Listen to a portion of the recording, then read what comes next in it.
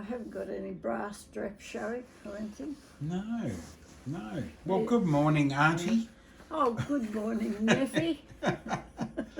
How are you feeling today? Terrific. How did you feel after a couple of hours of talking yesterday?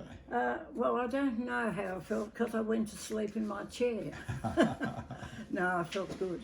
I really enjoyed it. Yeah, I enjoyed it too. It's triggered a lot of memories for me as well. Yeah, I can just imagine. Yeah. So when we finished yesterday, we're going to loosely follow through your life. Why it stopped? Sorry. That's all right. We're okay. Alright, you'll have to start again, sorry. That's all right. Well, we can do good morning again. Yeah. Good morning. Hi, Ed. Hi, Ash.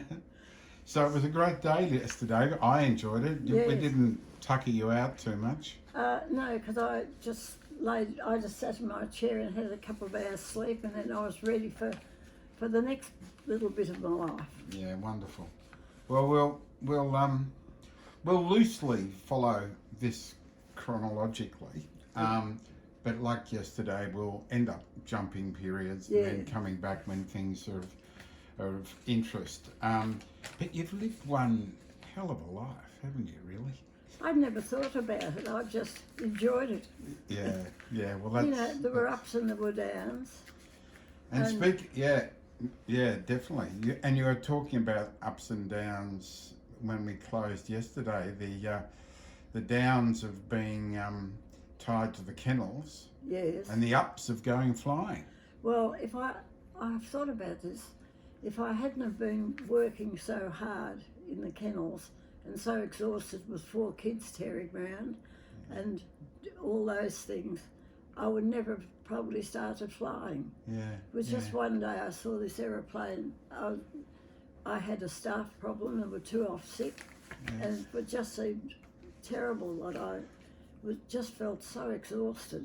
I looked up and saw this and I thought, I'm going to go and learn to fly an aeroplane. That's what I'll do every Wednesday, and that was the start of my flying. And so what did you do? Did you sort of get out the yellow pages and look up the Moorabbin Flying School, or did somebody introduce you to somebody, or? No, I knew that all those light aircraft had come from Moorabbin. Yeah. So I just drove down there at some time, and in the E-type Jag?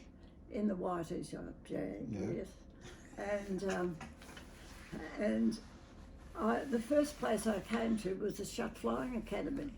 Yeah. So I just went in, met Arthur Shutt, who was the most wonderful man who welcomed everybody, but most of all, he was for promoting women to fly, which was very controversial at that stage.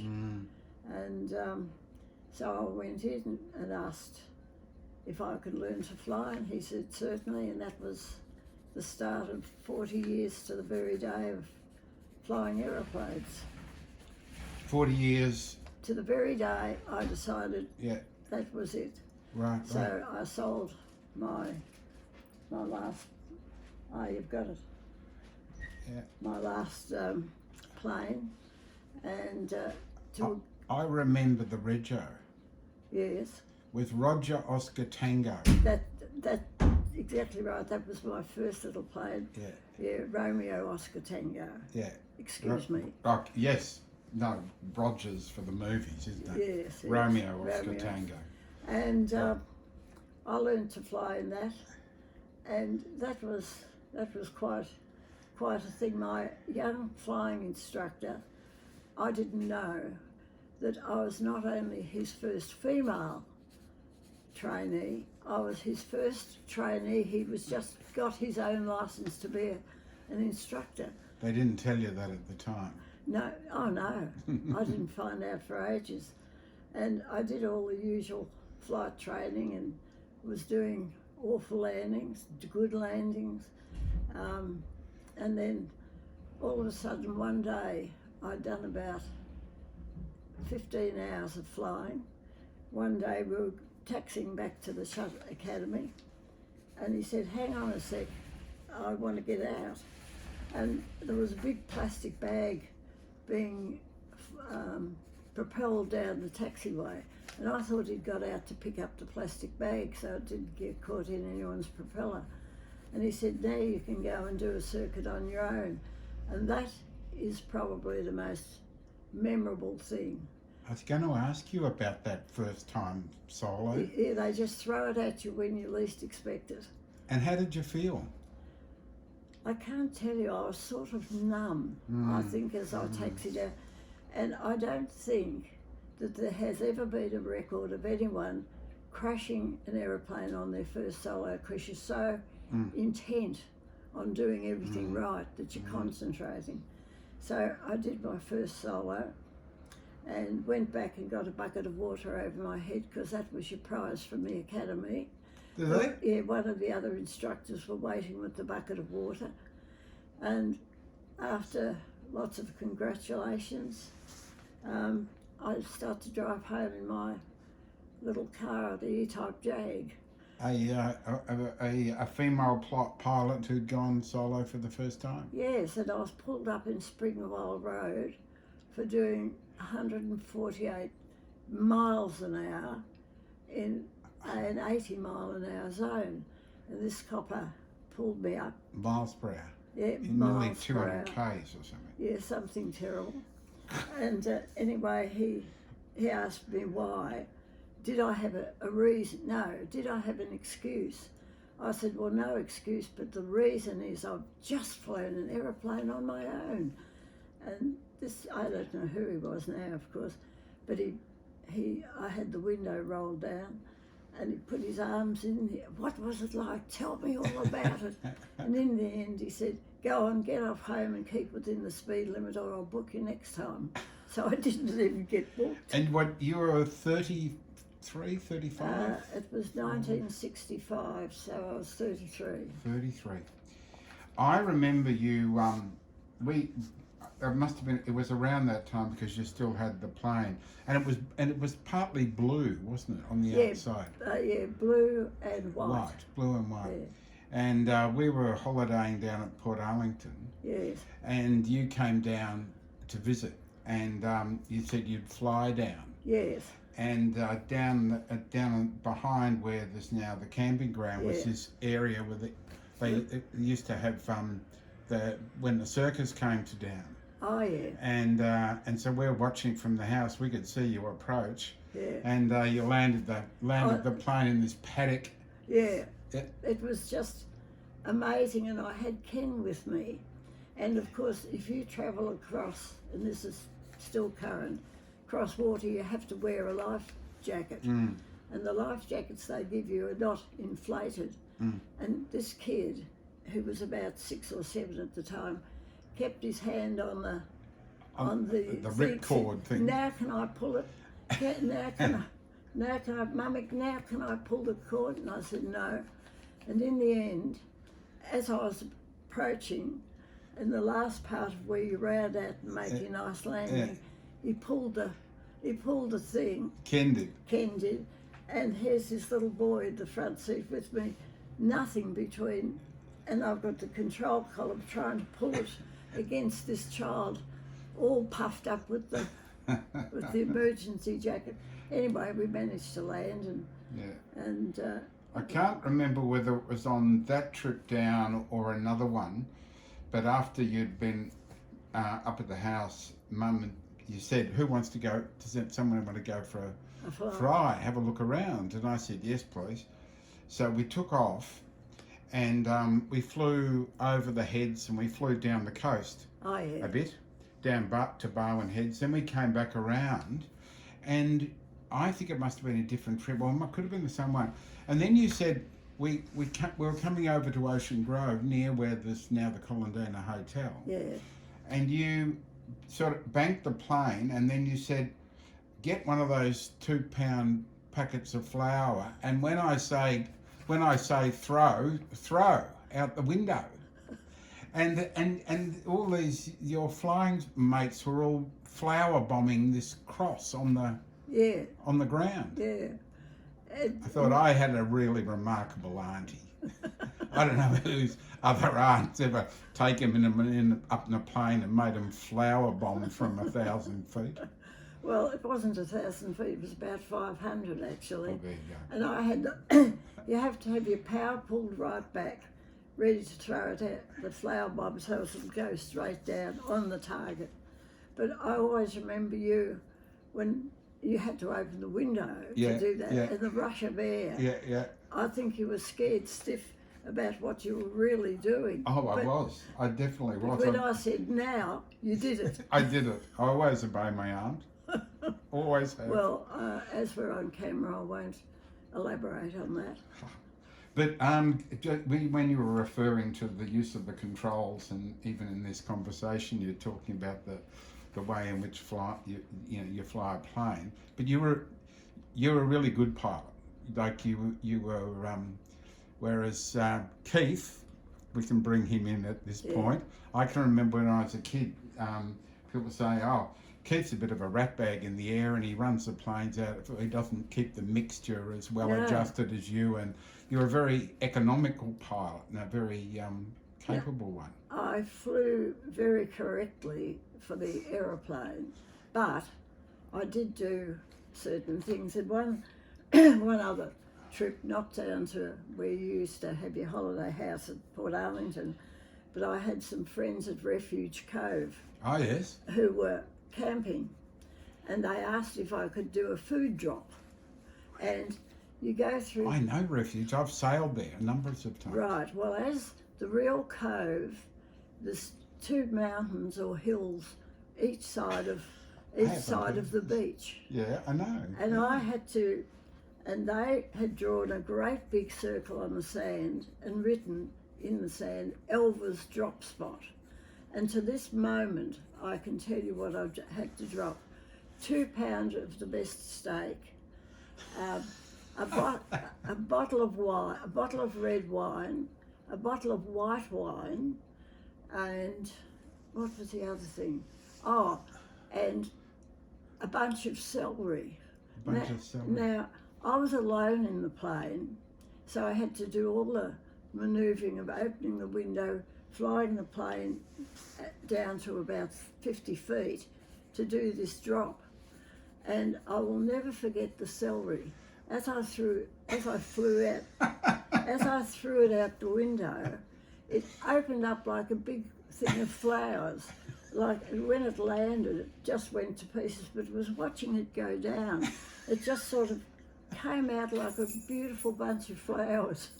So that was, and then I didn't even break the bottles of wine, but then of course I had to put on full power, climb up quickly because I was over the sea at about 50 feet, turn around and I gave a bit of a wig wobble and said goodbye and went back to Moorabbin.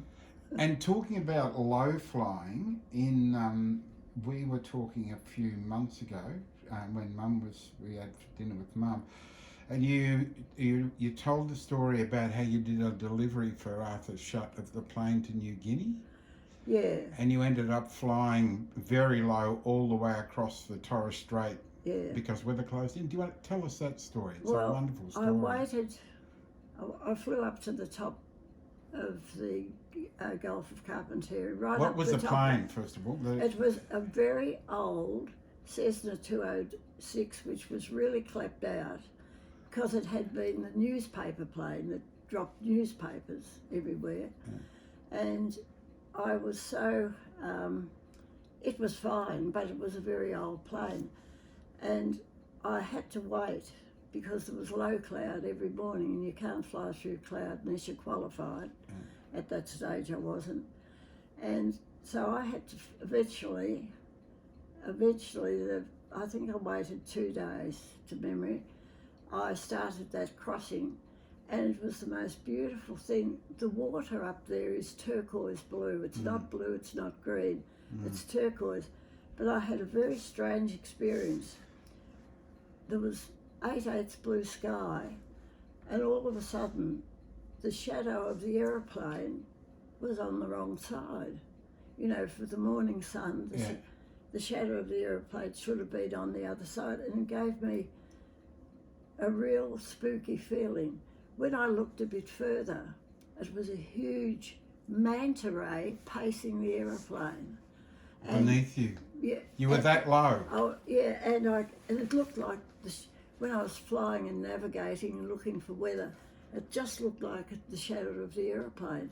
And he must have paced me for, I don't know how long, but for a good 20 minutes, and then he just was gone. And how long did it take once you left the Australian landmass to when you landed in New Guinea? Landed at Kiribati. Probably, I really can't remember. Yeah. Probably an hour and a half. Not that long. Yeah. And then But you're alone, and by stage you're flying solo. You're about 36, 37? Yeah, I was endorsed on the plane, so I'd probably been flying for a couple of years, maybe. Yeah.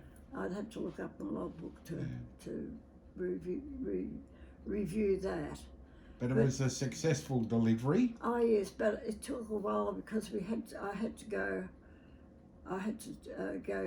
a particular way by regulation to get to Port Moresby. It had to go to Port Moresby, which was, if you like to think of New Guinea as a long piece of land, I had to go a particular way to be with the regulations.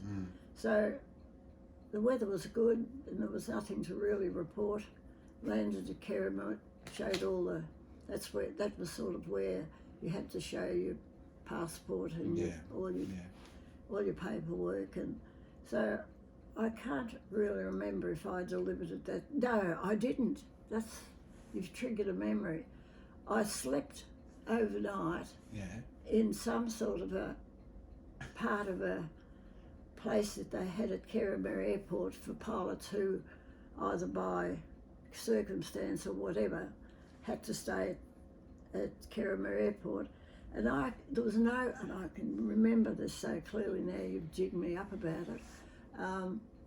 There was no blind on the window, and I slept on a stretcher, and I looked at the window, and there were natives upon natives, and on those natives there were more natives till the whole of the wind, and they weren't meaning anything awful. No, they're just curious. Must have been 30 or 40 of them on each other's shoulders. The whole window was natives peering looking at the solo female pilot who come in from heaven knows where. And then probably the same group were there in the morning when I took off. Yeah. But and from there you would have flown to Moresby. Yeah. And then you handed the plane over. Yeah. I think I did. I think I flew it to Ley. Not to Moresby, and then I got taken to Moresby somehow to get the regular public transport plane. So I think you mentioned yesterday that didn't Arthur Shutt or get you to do a delivery of another, but a very old plane? No, it wasn't Arthur Shutt. Keith bought a very old plane at Townsville, and it was almost out of hours, because he'd organised to buy a brand new Cessna 182, and I don't know how he heard about this old Cessna 175, actually it was, that was for sale at Townsville. So he worked out that he could buy that and used it as a trade on this brand new one to do a deal, of which was a very good deal that he did do on that. But that it used 8 pints of oil between Townsville and Cairns. It was a clapped out. I was terrified. I flew coastal I had the beach under the entire way back to Moorabbin, because I just thought I'm going to have to do a forced landing somewhere, and I'll just keep anyhow I didn't. It was... So you flew it all the way along beaches from Townsville to Moorabbin? Yeah, it took me, I don't... Well, I had to preserve my life, and I could see that, anyhow, a quick thing on that, there was still 30 hours of time left on it when I got it back. And one of Cheryl's friends, John Sackville, whose parents owned Sackville Suits, and a very looked after son he was, wanted me to take him for a fly. And I was going to take him, and Keith said, no, use the hours up on the one you brought down from Townsville. There was 30 hours still left on it. anyhow, Sunday afternoon at Moorabbin, you stacked up on the final approach. There'd be 5 or 6 aeroplanes paced to touch down and quickly turn off, because flying was very big then. And I will never forget this. We turned onto the final approach and this thing stopped. And the propeller was, I can see the propeller now, it was just stopped. It wasn't even windmilling, it was stopped. And John Sackville kept saying to me, "But Elva, why do you stop it up here? Why do you And that was a very memorable flight. Anyway, all the fire engines and everything were out ready, because I just hoped and prayed what's the name of the road on the southern end, Centre Road or South Road of the airport, I just hoped I would crash before I got it. And I didn't make the runway, I landed in the grass beforehand. And so that was close. That was really close. And so I got out and took a very shaky walk back to the flying academy. I never got in that aeroplane again. Gosh. So there's so many stories that I can remember, but can you? We haven't discussed this in recent times, but I have a particular memory about. It must have been in those days. You entered the Victorian Instrument flying competition or something, a night flying. Yes. And my memory is that you won it, but you hadn't expected to win, and you knocked off a number of Qantas pilots and... Oh yeah, that was up at Mangalore. Was it? Yeah, we had... Yeah, it was a... you had to fly, it was like a pylon. Oh gosh, they wouldn't let you do it now. But you had to go round the Mangalore airport so many times in a particular square. Right. And yeah, I did that. I can't remember which aeroplane. Wasn't the 102, I think it was back to the little 150 we owned. Yeah, I'm pretty sure it was. But no, that was great fun. But probably the thing with my flying that I'm most still proud of is that I created a world record from Archerfield to Moorabbin, well, Archerfield to Essendon, and I flew that in 4 hours, 26 minutes, 16 seconds, and that's only 4 hours right from Archerfield Where's to Archerfield? Tired. Oh, that's the Queensland Light Air. Oh, it's near the main Queensland Brisbane Airport. Brisbane Airport. There are so many stories about your capability in flying, and one of the ones that I would imagine you'd also feel very proud of is that you and I think it was Ruth Hodges from memory, you formed the first all-female formation flying team, didn't you? We did. Tell us about I that. do believe there was one many years before, when there were only tiger moths about, that Freda Thompson, the very famous female aviator, had flown out, and I believe that she tried to form a formation team, but it didn't go. But we were sitting down with Ruth Hodges and Moira Robinson having lunch at the airport, Moorabbin, and looked at these fellows from the Royal Victorian Aero Club who were doing these perfect formation landings and takeoffs and and I said to the girls, you know, we could do this. Let's go up and see if Shutty would be interested. So I walked in. I said, Arthur, we've been watching the boys do formation takeoffs, the boys from Royal Vic. Do you think we could learn to do? Oh, absolutely. And he gets his sheet. Oh, I've got 3 pilots not booked up for the next 2 hours, and I've got some aircraft. Hey, go out and have a try now. So I thought, my God, what have I done? And that was really what I thought. Yeah. And I'll show you after the picture of us in formation, and I flew in the middle. Ruth was our leader. I was in the middle, and Maura was on the outside. But we went to air shows at King Island, at Flinders Island, at Devonport in Tassie, doing our little formation stuff. And did you have a name? Yeah, we were called the slipstreams. The slipstreams. Yes. Yeah, and I've still got my badge of the slipstream. And while we've referred to her, there's a sad story in all of this, the association with Ruth, isn't there? Oh, yes, yes. You want to tell that story? Well, it's a strange story, and it makes you wonder about your own life and your own fate. We always went to the Warana Air race together, taking Pam and her daughter Louise, who sat in the back. But I was in the middle of making the hard decision as to whether to leave Keith and finish my marriage. Yeah. And I couldn't imagine anything I wanted to do less than go away and fly in an air race in Queensland. So I said to Ruth, look, I just can't do it this year because I'm doing all the things I've got to do because I'm going to leave Keith, and he knows I'm trying to organise too much, and I've got too much sadness with me to want to go and do that. So she chose another 2 girls from Warrnambool, another girl from Moorabbin to make up the aeroplane. And her daughter Pi, she and Pi were in the front, and these 2 girls from Warrnambool were in the back, both pilots.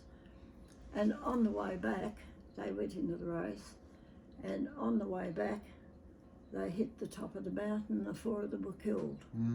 And so you wonder sometimes where your fate comes in. But if I'd been there, I wouldn't have let her go on flying. You know, because didn't you try to fly down the Keel or Gap or something? Isn't there down the Kilmore Gap? Kilmore Gap, yeah. But Yeah. it was, but the cloud cover came in. Yeah, so she went and decided to fly over Hillsville. It was around Hillsville or Warburton. That must have been a terrible, terrible shock when you heard that it was. news. It was. Yeah. Probably I was so upset about my decision to break up a marriage and 4 kids. Yeah. And the effect it would have on them. I didn't do it overnight. You know, I did it over a series of incidents and years. And, you know, I just certainly know that there's something that keeps, you know, probably had I been there, Bruce might have still been flying. Yeah. And because you wouldn't have let it do that, would you? You would have insisted that. Well, I would have hoped I could insist. Yeah. But that was a terrible thing. Yeah. The other, I had a couple of other sort of memories, but I had of your flying days, and one was, I believe that Keith and you were on a very exclusive invitation list for the dinner for the opening of Tullamarine Airport. Did you go out there? And I sort of remember what you're saying, but it can't be really in my memory that's box. okay. We can leave that one. The story that went around at the time was that you and Keith were invited to a dinner. Yeah. And somehow it was a jolly old occasion, and there was a bit of bread roll throwing took place. Oh yes, I can remember the bread roll throwing. I can't remember where it was at. Well, I believe it was Tullamarine Airport, Well, it could the have very been. first time they had a dinner out The there. worst thing was, I threw it. Oh God, Ed, I would never have thought about that again in my life. But I threw a bread roll at someone I knew about 3 things up the other side of the table, and then everyone started to throw their bread rolls around at this white tablecloth, beautiful dinner that we were all waiting to be served. That's exactly what I remember, and the occasion was the opening of Tullamarine Airport. Yes, I couldn't have told you that, but it probably was. Look, yes. But you know, the thing I loved doing was safaring Yes. and going out into the outback and Tell us exploring. about safaring. I know the family would love to hear about that. Well, I think that I'm off, am I? Sorry. Well, you said 30 minutes. Ah, okay. So I'm not sure. I think it might Yeah, I'm still running, and I think let's just see how you go. Yep. Elf, keep going. all right. Yeah, I think I put it on to 60. Oh, okay, sorry. Yep. No, Let's thanks. start that again. I just realised that you were right on the edge of 30. That's why I interrupted. It's all right. Yeah, that's I fine. switched to 60, Gives so me we're time to have fine. a So have a drink. sip, and then let's do a little bit on safariing. Thanks, Ash.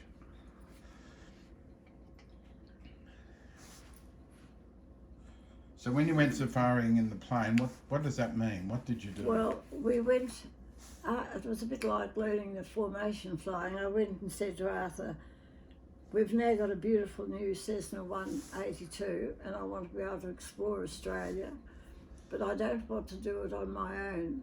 He said, well, I've got a safari going. Well, it was not the next day, but Sorry. I've got to restart. Sorry, there's someone's tried to call and they've fucked up my recording. well, I don't. was only 7 minutes in. They tried to call 3 times. I thought the sound would. Oh, well, That's I'll, all right. just, I'll We've just got have a think about we've that. got this anyway. So Yeah. well, I'll just go on pause. Oh no, I won't. I'm just going to let this run because it'll start another. It'll stop altogether. This is fun, Elv. Is it? I tell you, it was fun for me too because they're memories that don't come across my path now, and it's Oh, you were a legend to the kids of the Roberts family. I think we always used to love going out to Montana, and we're going to come back to something at some point here because there, planes and boats and planes. I mean, you had some serious, cars, some serious planes. And I can remember when Keith bought a jet boat, and we took it out to, I think, Dorset Gardens or something. He took it out there. Just a sec. I've got a call because. Yep. Hold it. We're right. We're okay. We can come Fucking hell. I wonder what's wrong for Ash. No, nothing. It's just shit. All right, well, we'll have a chat while I'll we're. just be 2 seconds. No, we're not in a hurry. Don't Yeah. worry. Yeah. No, well, the safaring thing is good because that brings in when Keith actually got his undercarriage entangled in buffalo horns, Okay. and our safari leader Neil Morris said, "Neil," he rang. It was at. Well, we may as well do that because I've got this on here, so we can. So you've gone out at the safari. Tell us about how does it get set up? Is there a number of planes, and Yes, where do you leave from, and where do you go to? Well, we started. I think Arthur mapped out where we were going, but we had a very nice young leader called Neil Morris, who had done lots of safari even though he was young. He was probably 23 or 4 maybe. Yeah. And Arthur would never allow more than 4 aeroplanes to go in the safari because by this time we'd bought our lovely Cessna 182 Delta Quebec Romeo, and we were very. Was that a twin? No, Ah. no, just a single. But I wanted to learn how to really fly it properly, because I'd gone from a little Cessna 2-seater Cessna 150 to this very powerful Cessna 182. So Arthur said, "Look, if you can be ready," I can't really remember the time frame, maybe in a week. So I organised my kennels and everything. And then Keith, by this time, had got his licence. But he was, as he was, and the person he was, he couldn't stay within the rules. And he had to often put himself in danger. And I wouldn't let the kids go with him because, I just didn't know how far he would go. And really, flying isn't something you can play with. You can do things that look like Daredevil, but they're all very well organised. Anyhow, You right, Ash? Yeah, it's just some fucking idiot trying to drop off an order I had of masking tape. He called like 3 times. Oh, yeah. But he didn't ring the doorbell, and Annalise is there, and it's just fucking my record. It just pisses me off. Well, don't worry. We've just been having a chat and knowing which way we're going. So if we just say go. So we're out on safari, and you were just saying that Keith was a bit reckless, but he's just got his licence. Yeah, He's a he bit didn't- reckless for your liking. Yes, so I wouldn't have him be my co-pilot, so he hired another one, Cessna 182,